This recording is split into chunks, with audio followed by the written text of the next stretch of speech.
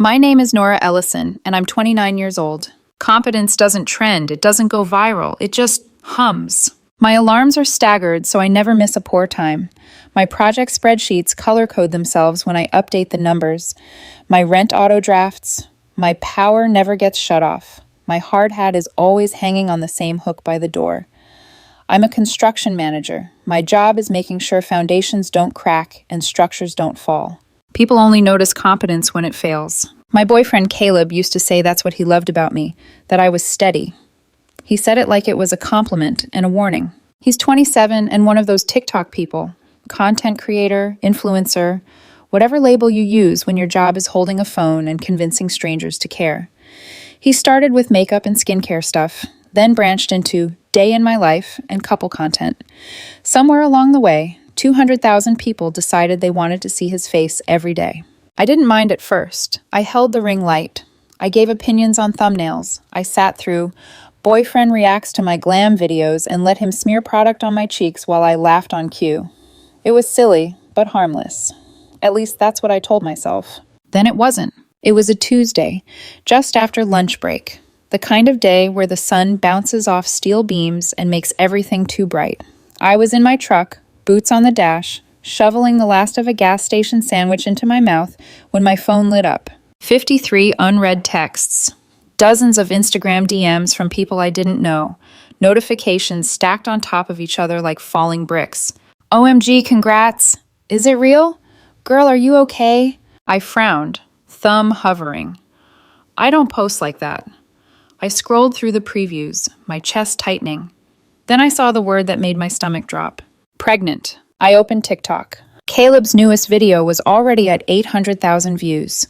The thumbnail was our couch, our throw pillows, our living room. And Caleb, sitting there, looking nervous in his favorite oversized hoodie, holding a positive pregnancy test up to the camera. The caption read, "Watch me prank my girlfriend by telling her she's pregnant. Part 1. Her reaction is going to be insane." For a second, my brain rejected what I was seeing. Static roared in my ears. I tapped the volume up with shaking fingers. "Okay, so Nora's at work right now," Caleb was whispering dramatically. "She has no idea this is coming.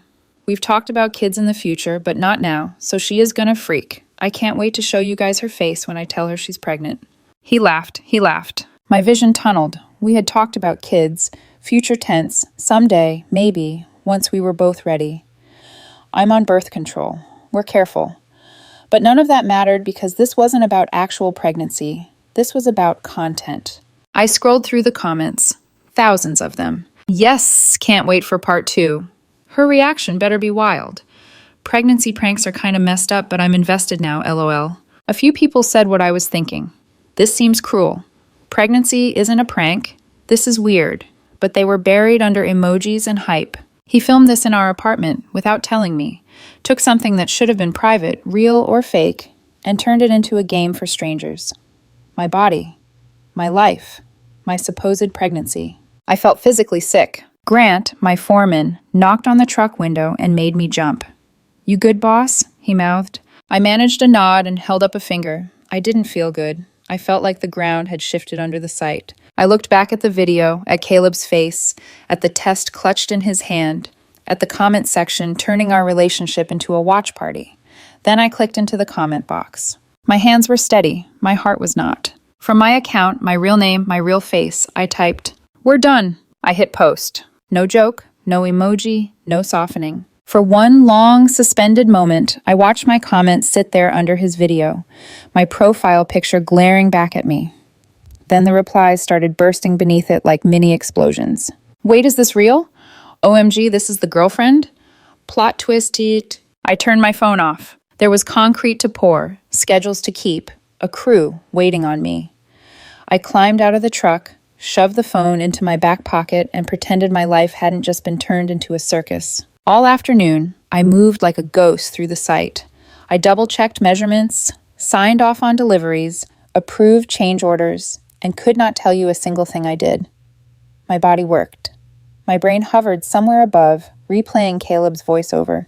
Her reaction is going to be insane. By the time I drove home, the sky over the city was a smear of orange and purple, the kind of sunset people film for B-roll.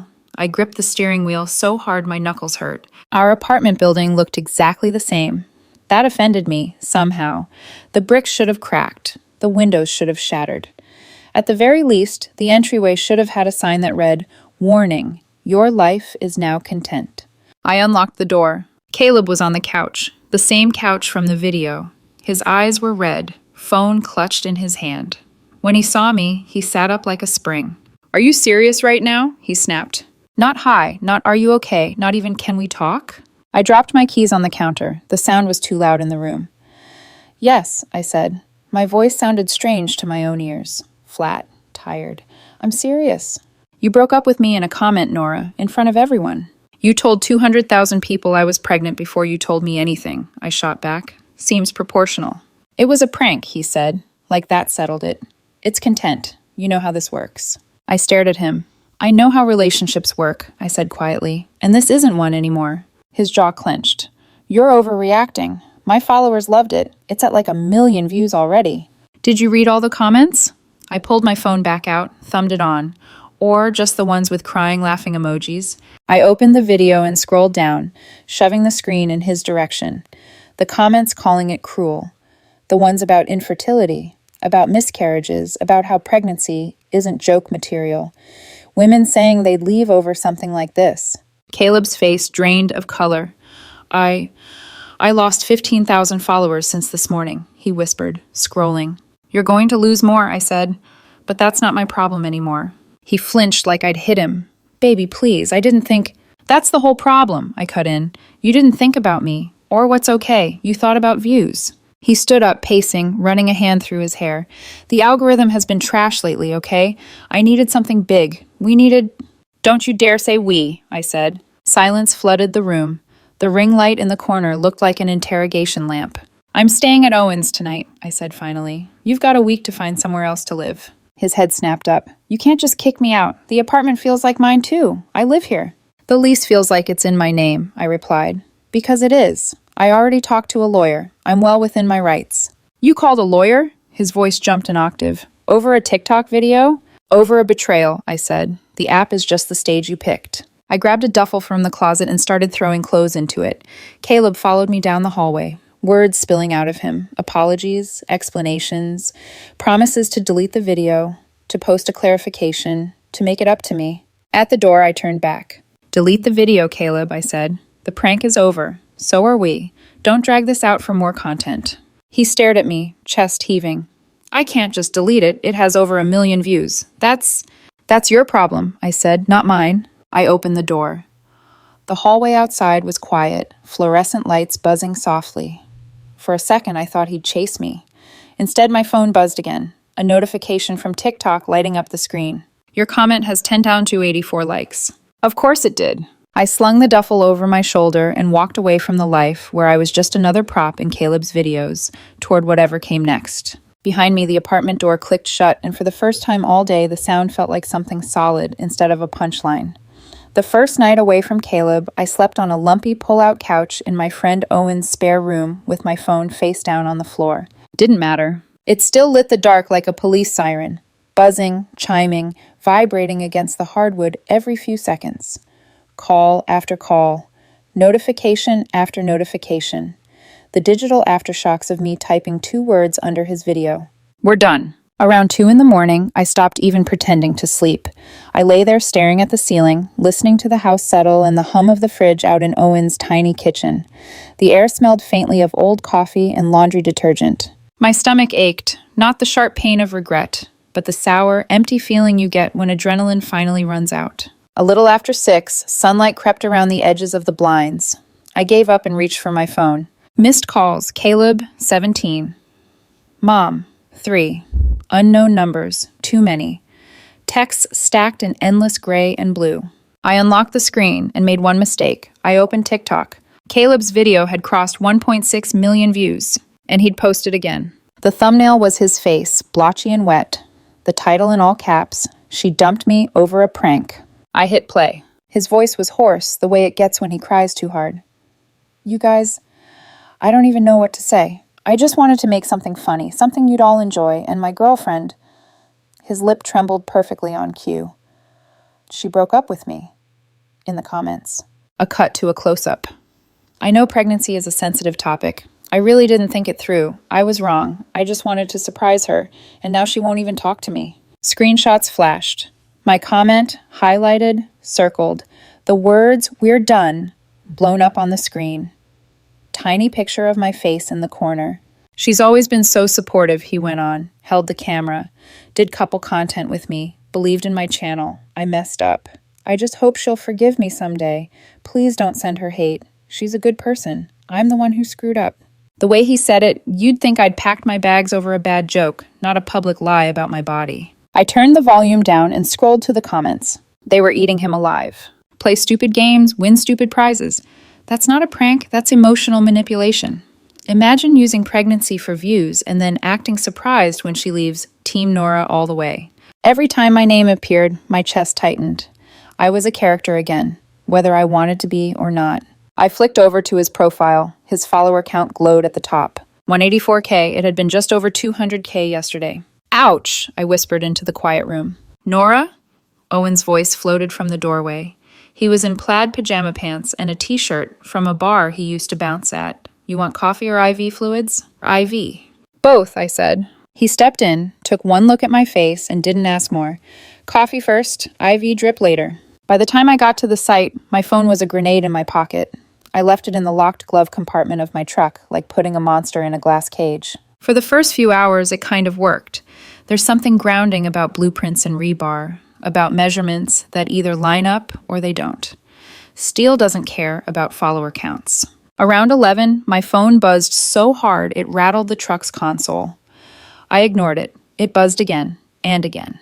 At noon, I caved. I opened my text to a wall of messages from numbers I didn't know. Hey, I run a mid-sized drama channel. Want to share your side? Can we interview you about Caleb's prank?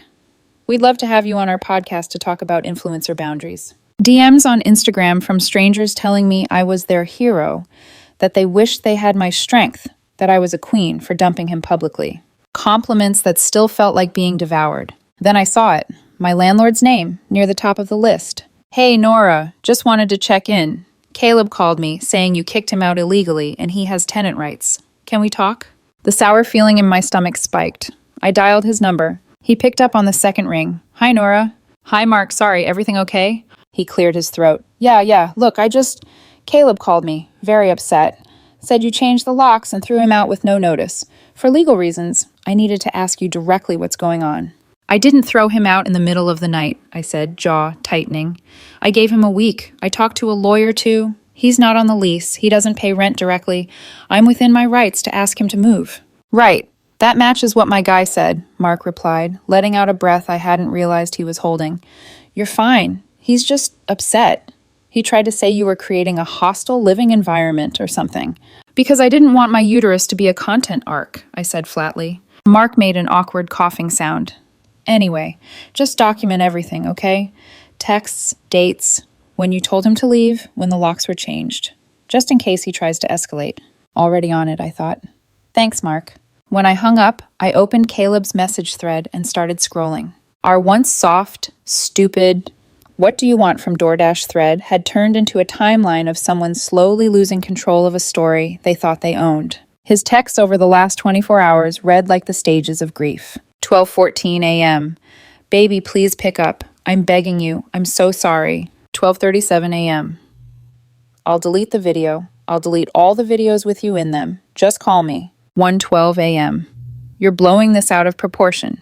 You know how social media works. We can spin this. 2:05 a.m.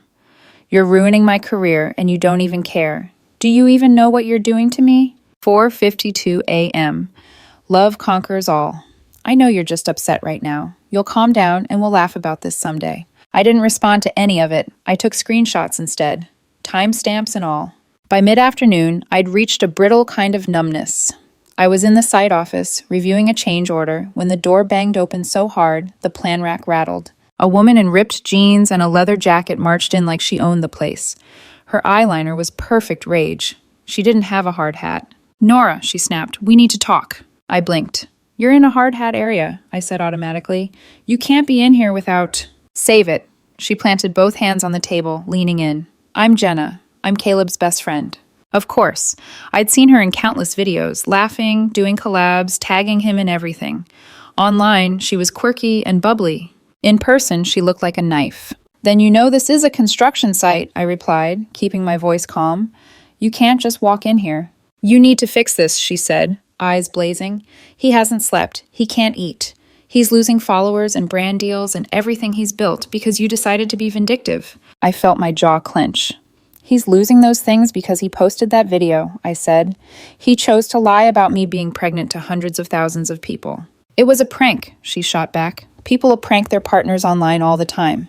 It's content. That's literally his job, and you're tanking his entire career over one mistake. Not this kind of prank, I said. Not without consent, not about pregnancy, and not when you're monetizing someone else's body.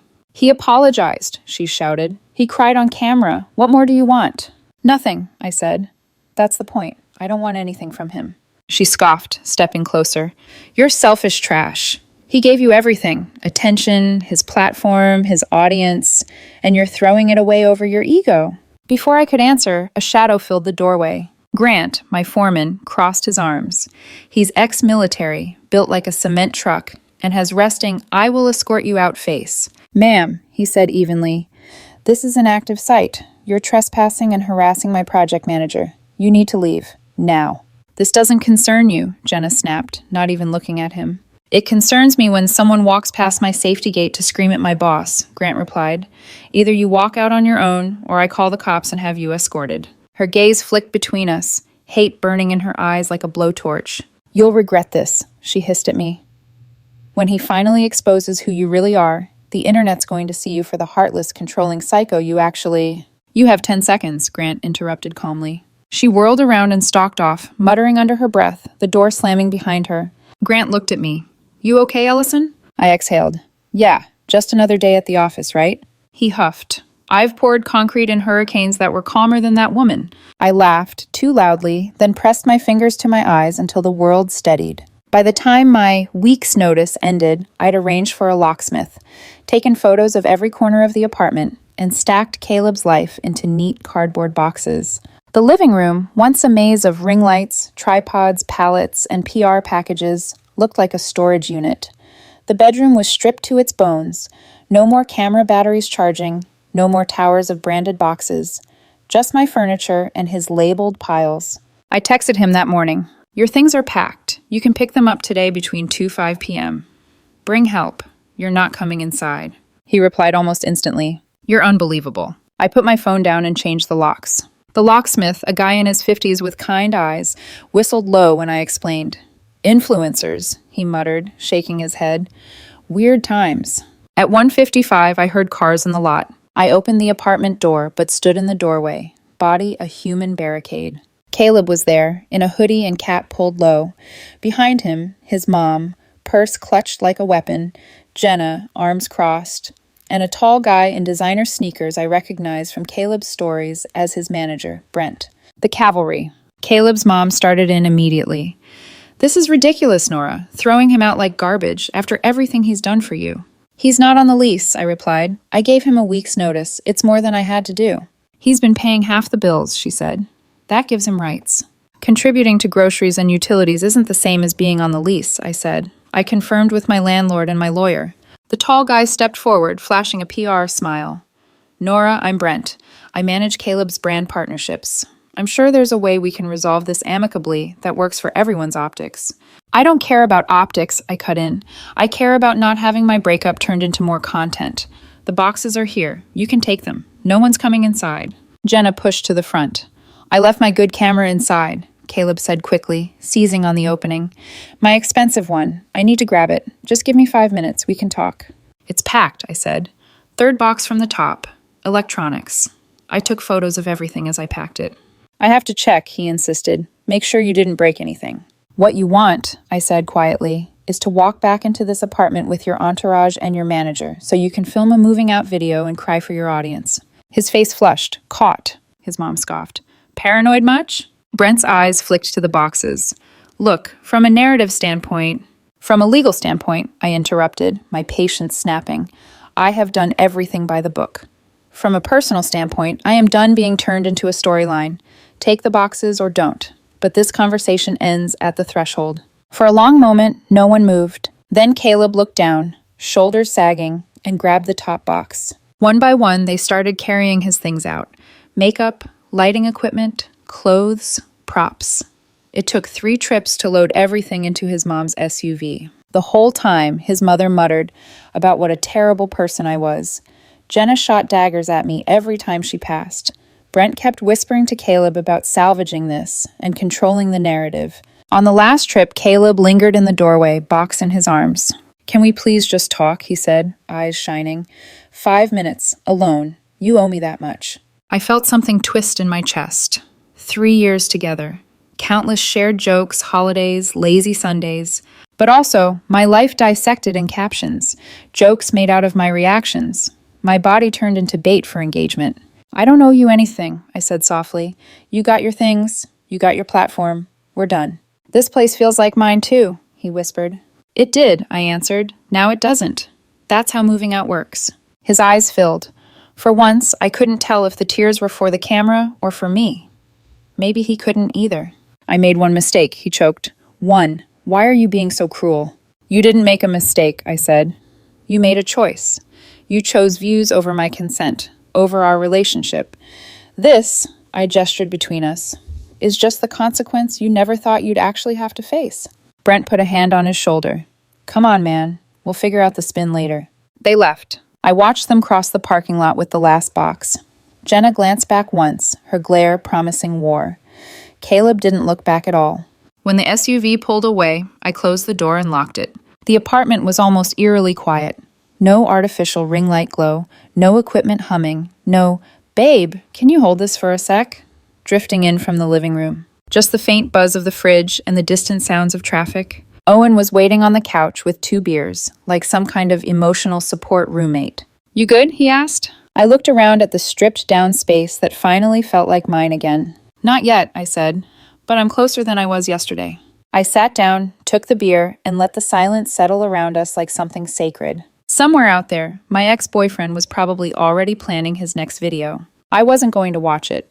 The thing about silence, the steady, blessed kind I'd been craving for months, is that the internet can't stand it, especially not when a story is missing one of its characters. By the end of the week, Caleb had posted 4 more updates, each more dramatic than the last. I didn't watch all of them. I watched one. That was enough. The title? My Truth, What Really Happened with My Girlfriend. The thumbnail was him staring off into the distance like a widower in a soap opera. I tapped it once, just long enough to know what he was saying about me. Not because I planned to respond, but because if he told lies big enough, I wanted them recorded. He sat in his mom's guest room, eyes red, hoodie pulled tight. I need to speak from the heart," he said, voice trembling. "A lot of people think they know what happened, but they don't. Nora and we had problems long before this prank. She hated social media. She always said I cared more about my followers than her. She didn't want me to grow. She wanted me small." He sniffed hard, cut to a close-up. "She isolated me from my friends, made me feel guilty for posting, for collaborating, even for doing my job. I walked on eggshells just to keep her happy." A montage followed. Photos of us smiling. Clipped audio from old videos. Caption overlays like, "She never supported me. I just wanted to make people laugh. She used the prank as an excuse." He didn't mention the lease, the lawyer, Jenna storming my work site, the screaming voicemail at 3 a.m., or the fact that he filmed a fake pregnancy announcement in our home without telling me. The comments were split, as expected. "She seems controlling, TBH, but pregnancy pranks are gross." "I'm Team Caleb. Nora overreacted." "Nope, I'm Team Nora. This guy is a manipulator." My face was in the thumbnail. My name was trending in the side panel. I closed the app. I couldn't stop the story, but I didn't have to participate in it. Drama channels were circling like vultures. I woke up to my inbox full of requests. "We'd love to have you on our show. Come tell your side. We pay for interviews. Let's expose the truth about Caleb." My answer was the same every time. No comment. Caleb wanted a 2-sided narrative. He wanted the back and forth, the dueling statements, the digital war that would keep viewers refreshing for more. But this wasn't content to me. This was my life. The more silent I stayed, the more frantic the internet became. The more desperate Caleb looked. His numbers dipped, then dipped more. down to 160K, then 150K. Brand partners left quietly at first, then more loudly. One even commented under a drama post, "We do not support manipulative content practices." It was the influencer version of a public execution. On Thursday morning at 5:48 a.m., someone pounded on the hood of my car in the gym parking lot. I jumped. Caleb stood there, hoodie up, eyes swollen. The sky was still dark. A soft drizzle misted the asphalt. He looked like he hadn't slept in days. "Nora," he gasped, voice cracking. "Please, just listen." I opened my car door and stepped out without looking at him. "I'm going inside." "You can't just keep ignoring me. I'm losing everything." "No," I said, "you're facing consequences." "It was one video." His voice broke again, louder this time. "One! You're destroying me." "I didn't destroy anything," I said. "You posted that video. You lied to everyone. You exploited me. You're just upset you can't spin this into more content." His expression twisted. "You think this is content?" "Yes," I said, "especially when there are 3 people over there filming you crying right now." He turned. 3 gym goers stood by the door, phones raised. Of course. Tears, public confrontation, raw emotions, perfect for the algorithm. Caleb crumpled, actually sank to his knees on the wet pavement. "Nora," he sobbed, "I love you." "No," I said, "you love the engagement. Big difference." Because the old me, the version who wanted to fix things, keep peace, smooth edges, would have rushed to help him up. The new me stepped around him and walked into the gym without looking back. Inside, the front desk guy, Kevin, raised his eyebrows. "Everything okay?" "Just morning drama," I said. "Please tell me the squat rack is free." He glanced toward the windows where Caleb sat in the rain, filming himself between sobs. You want us to call someone?" "He's fine," I said. "He's performing." Kevin looked uncomfortable. "Kinda cold." "Kind of accurate." By noon, Caleb had uploaded another crying video, filmed from his car. Sad music, red eyes. Caption: "Rock bottom." The comments were full of sympathy this time. "He's human. She's heartless for leaving him like that. He's genuinely hurting." But then, the tide turned again. Around 4 p.m., Twitter exploded. Screenshots from someone's phone, messages between Caleb and his manager Brent, dated a full week before the prank. "Brent, you need something big, something emotional. Relationship content goes viral." Caleb, "Like what?" Brent, "Pregnancy test prank. Always works." Caleb, "She'll hate it." Brent, "That's the point. Real reactions, equals views." Brent, "Just film it. Post it. Apologize after, if you have to." Caleb, "What if she breaks up with me, though?" Brent, "She won't. You guys are solid. Worst case, you post the makeup vid after. Double content." Double content. The internet detonated. This wasn't a prank. This was manipulation. He knew she'd be hurt. That manager is trash. They deserve every consequence. By bedtime, Caleb had lost another 30,000 followers. The next morning, Brent put out a statement about ethical disagreements and quit, probably trying to save his own neck. That afternoon, Caleb called me. I almost didn't answer, but curiosity wins sometimes. I swiped green. "You leaked them," he said, voice flat. No crying this time, just accusation. The texts. "You leaked them." "I didn't," I said. "I never had them." He was silent. "You should think about how many people you've burned for content," I added. "You're not short on enemies." Another silence, longer this time. "I'm ruined," he finally said. "You're not ruined," I replied. "You're experiencing a consequence. There's a difference." "I'm going to lose my apartment," he whispered. "I can't pay rent without brand deals. I can't—" "Then get a roommate," I said. "Get a normal job. Do what everyone else does." "You really hate me that much." "I don't hate you," I said. "I don't feel anything about you anymore." That landed like a blade. He hung up. 2 hours later, his mother called. Against my better judgment, I answered. "You destroyed my son's life," she snapped without greeting. "Hello to you too," I said. "He's depressed. He's not eating. He's lost everything." "He lost followers," I said, "and sponsorships, and access to my apartment. He didn't lose everything. He's still breathing. He has family. He has a roof. He has choices. He made a mistake. One mistake. Why can't you just forgive him?" "Because forgiveness doesn't erase harm," I said, "and he isn't sorry for the right thing. He's sorry he got caught." "You're heartless," she hissed. "No," I said, "I'm realistic." Then I hung up and blocked her. For 2 full minutes, I stood in my quiet apartment, feeling the weight lift off my chest like a heavy coat I finally unclasped.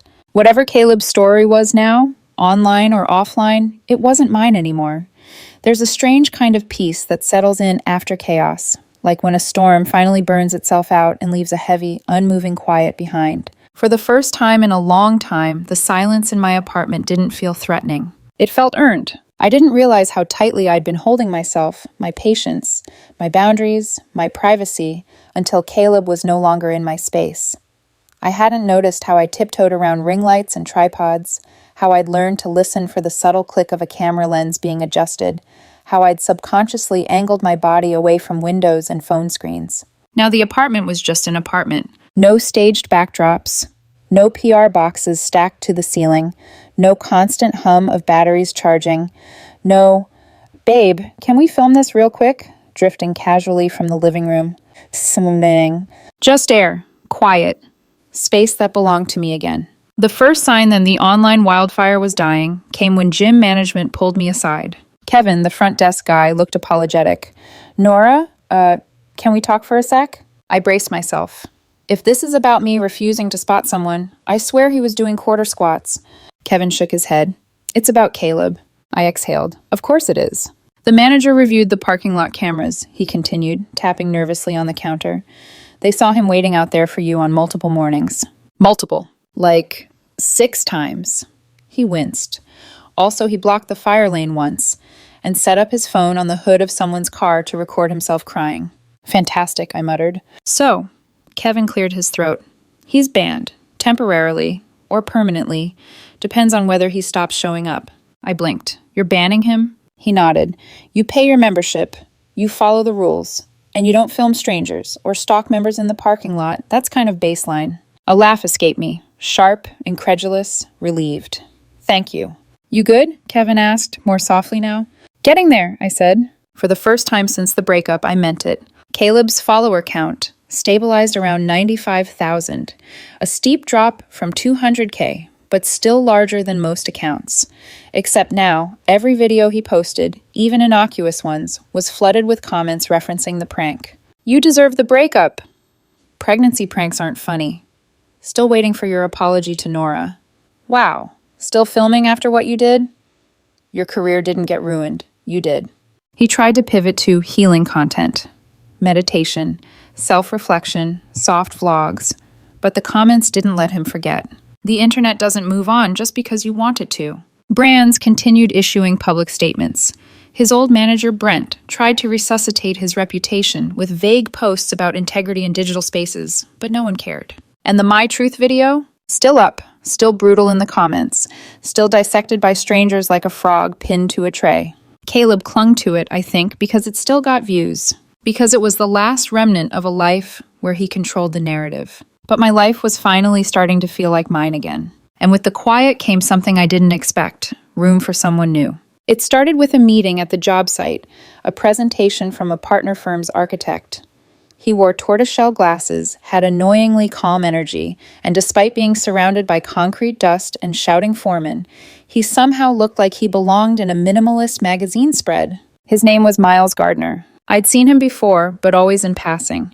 This time, he lingered after the meeting while the rest of the team dispersed. "You handled the permit issue really gracefully," he said, adjusting his glasses with a shy half smile. "It's easy to be graceful when you spend your days yelling at subcontractors," I answered. "It all balances out." He laughed, quiet, warm. The kind of laugh that didn't perform, didn't ask for attention. After the meeting, he sent an email about a project file. After that, a message asking if I wanted to grab coffee to talk through the HVAC revisions. Except the revisions only took 5 minutes, and the conversation lasted an hour. He didn't check his phone once. He didn't ask for my handle, or my TikTok, or if I'd been in any trending drama. He asked about concrete grades, favorite foods, whether I preferred mountains or beaches. When he walked me to my truck, he said, "No pressure, but would you maybe like to do that again sometime?" I said yes, because the space left by chaos sometimes makes room for something gentler. A week later, at a friend's birthday dinner at a downtown bar, I saw Jenna the moment I walked in. Her hair was curled, her makeup sharp enough to wound, and she zeroed in on me across the room like a heat-seeking missile. I turned to leave, but she was faster. She followed me out into the parking lot. "Really?" she demanded. "You're just going to run away?" I folded my arms. "I am not running. I'm avoiding unnecessary drama." "You really can't give him one more chance?" she shot back. Not even one? No. It's been 3 years. Yes, I said. 3 years where he slowly turned our relationship into a prop. She blinked. The wind lifted a strand of hair across her face. He's different now, she insisted. He's changed. Good for him, I said. That still doesn't change my boundary. She stared at me like she couldn't fathom that someone might be immune to guilt. What if he deleted everything, she pressed. The videos, the account. What if he quit social media completely? Still no. Why? Why are you so unforgiving? Because trust broken in this specific way doesn't heal, I said softly. It doesn't grow back. It just leaves scar tissue. She stared at me, face twisting. You're a bitch. I didn't flinch. Because for once, the insult didn't stick. It slid right off me. I turned toward the streetlights. Have a good night, Jenna. I walked away. She didn't follow. When I got home, I texted Miles. Made it home. Long night. He replied 2 minutes later. Glad you're safe. Want to meet for brunch tomorrow? No pressure, no cameras, just food. My chest tightened, but in a good way. A gentle way. I typed, yeah, I'd like that. I set my phone on the nightstand. For once, it didn't feel like an object waiting to explode. It felt like a tool, quiet, harmless. Mine. The internet has a long memory, but a short attention span. Caleb learned that the hard way. I learned something different.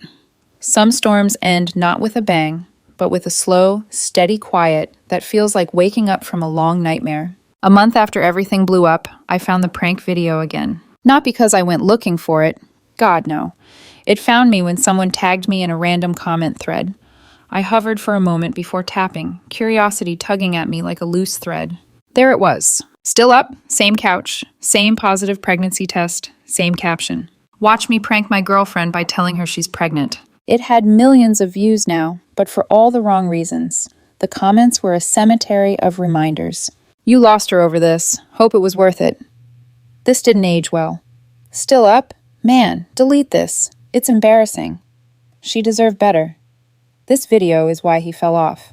Every new person who stumbled onto it added fresh layers of judgment. A permanent digital tattoo he couldn't scrub off. Caleb never reached back above 100K followers. Not after the texts. Not after the videos. Not after losing his sponsors, his manager, and, eventually, his apartment. He moved back in with his parents. Started working part-time at a makeup counter in a mall. A normal job, a normal shift, a normal paycheck. Honestly, probably the healthiest thing that could have happened to him. But that wasn't my story anymore. Mine looked different. My mornings were quiet again. I woke to sunlight instead of notification sounds. I made coffee in peace. I walked barefoot across my kitchen without dodging ring lights. And Miles, he became something steady. Not fast, not loud, not a whirlwind the way Caleb had been. He was the kind of person whose presence didn't demand space. It settled into it. We didn't post each other. We didn't soft launch. We didn't plan couple content, or trending audio, or matching outfits for a holiday reel. We got brunch at a place with terrible chairs and perfect pancakes. We joked about construction flaws in restaurants. We texted each other memes. We kissed behind half-finished stairwells and scaffolding. He never once raised his phone to record me. It was the strangest, most comforting thing in the world. Sometimes, when we were sitting in silence, me reviewing site plans, him sketching HVAC layouts, he'd look up and say something simple like, "You look peaceful," and I'd realize I was. The last loose thread from that old life came in the form of a DM from an unfamiliar username. I almost deleted it as spam, but the preview caught my eye. "I'm sorry for how you were treated." The message was from Brent's old assistant. She wrote that she'd quit after witnessing how they planned relationship arcs behind the scenes, how they discussed me like an asset, not a person, how the prank was strategized long before Caleb filmed that crying video. She ended with, "You deserve better than being treated like an engagement metric." I sat on the edge of my bed and read it twice, 3 times. Then I set the phone down and walked to the window. Outside, the city moved in slow, steady rhythms. Cars passing, birds circling, people walking dogs. Life happening at a normal pace. Not the sped-up, hyper-edited version Caleb had lived in.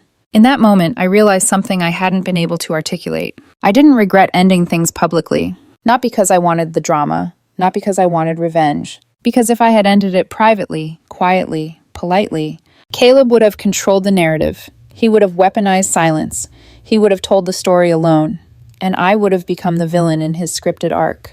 At least this way, people saw the truth. the whole truth, not a curated version of it. One Sunday morning, Miles and I went for brunch again. No cameras, no captions, just eggs, bad coffee, sunlight, and him. Halfway through our plates, he asked, "Do you ever miss any of that? The attention? The excitement?" I cut into a pancake. "No," I said honestly. "I miss nothing about being part of someone's content." He nodded, quiet, understanding, not judging. I took a sip of coffee and let the warmth settle in my chest. Later, as we walked back to his car, our hands brushed and he laced his fingers through mine. Simple, unplanned, unfilmed. A moment that would never be clipped, shared, or monetized. A moment that existed only for us. And I knew right then, with a surety I hadn't felt in years, this was the life I'd wanted. Not glamorous, not viral, not content. Just real. Just mine. People sometimes ask if I'd take Caleb back if he truly changed. My answer is always the same. No. Not because I'm angry, not because I still hurt, not because I want him to suffer, but because trust, once broken this way, doesn't come back. Because I will never again be treated like a prop. Because privacy is precious, and once someone shows you how little they value it, you don't give them another chance to strip it away. Caleb still has followers, still has a platform, still posts videos about growth and redemption arcs. Good for him. I have something better. Quiet, boundaries, self-respect, and a life that isn't measured in views. I'm not the hero of this story. I'm not the villain either. I'm just a woman who learned that love, real love, never asks you to sacrifice your dignity. And for the first time in a long time, I'm happy.